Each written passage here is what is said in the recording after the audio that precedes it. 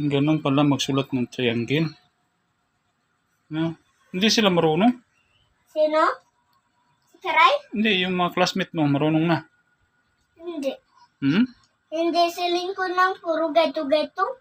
Ako marunong masulat triangle. Kaya no, very good.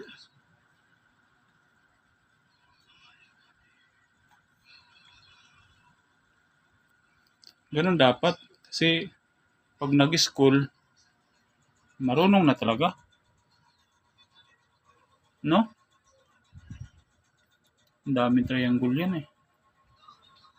Papa, nagagato ko pa yung kamay ko. Gato, tapos hanggang dito. Ah, ganun. Ganun pala yun. Sinusukat mo?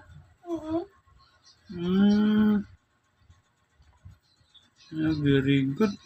Sino nagturo ng mga ganyang style? Style? Style. Si teacher din? Oo. Uy. Para maging very good.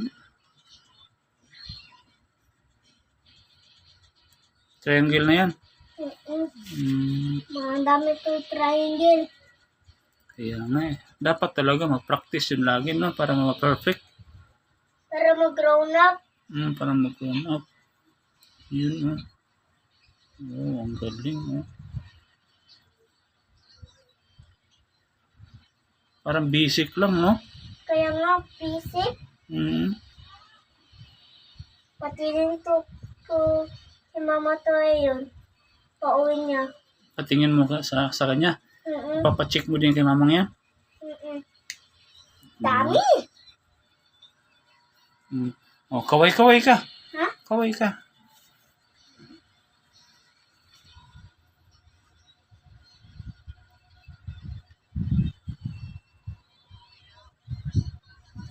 Wow!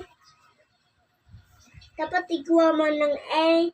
Malaki siya daw malaki. Tapos may hindi yung hanga dito. Tinangin lang sa baba. Parang triangle na siya. Ah, ganun? Oo. Okay. Very good. Very good tayo ako.